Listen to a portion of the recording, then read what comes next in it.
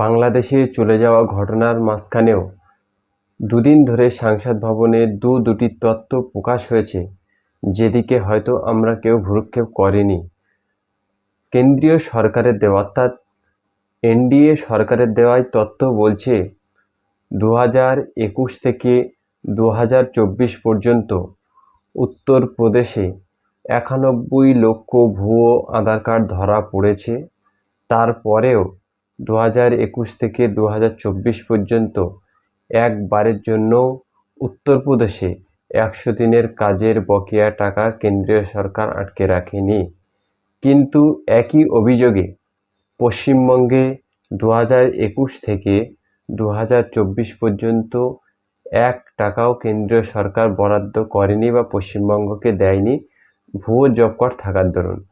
অতএব একই দেশের মধ্যে ফেডারাল কাঠামোর মধ্যে যৌথ সংবিধানে চলা দেশের মধ্যেই একই অপরাধে উত্তরপ্রদেশে যদি টাকা না বন্ধ হয় তাহলে পশ্চিমবঙ্গে কেন বন্ধ হয়েছে, এই ইস্যুটি আজকে তৃণমূল কংগ্রেসের সাংসদ কল্যাণ ব্যানার্জি সংসদ ভবনে জোরালোভাবে তুলে ধরেছে এবং এটা বাংলা এবং বাঙালি হিসাবে সকলের প্রতিবাদ করা দরকার। পশ্চিমবঙ্গে যদি ভুয়ো জব কার্ড থাকার দরুন 100 দিনের বকেয়া টাকা আটকে রাখা হয় তাহলে সবথেকে বেশি ভারতবর্ষের সবথেকে বেশি ভুয়ো জব কার্ড ধরা পড়েছে উত্তরপ্রদেশে। 91 লক্ষ ভুয়ো জব কার্ড ধরা পড়েছে, তাদের কেন বরাদ্দ না আটকে পর আর্থিক বছরে তাদের জব কার্ডের বা 100 দিনের মজুরির টাকা কেন তাদের দিয়ে দেওয়া হলো?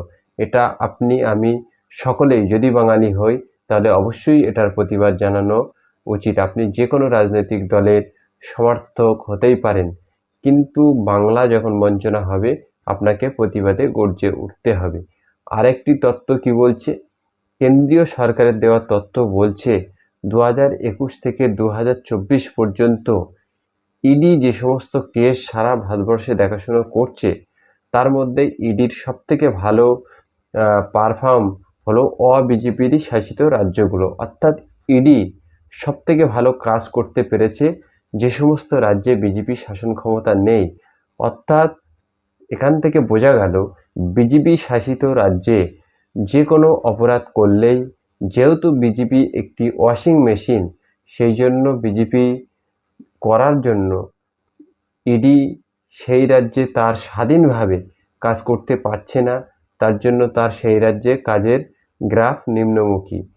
তথ্য কি বলছে কেন্দ্রীয় সরকারের দেওয়া, এনডিএ সরকারের দেওয়া তথ্য কি বলছে, 2021 থেকে 2024 পর্যন্ত বাংলায় গ্রেপ্তার হয়েছে 42 জন, ঝাড়খণ্ডে গ্রেপ্তার হয়েছে 53 জন, দিল্লিতে গ্রেপ্তার হয়েছে 88 জন। এই 3টে রাজ্যেই হলো অ-বিজেপি শাসিত রাজ্য।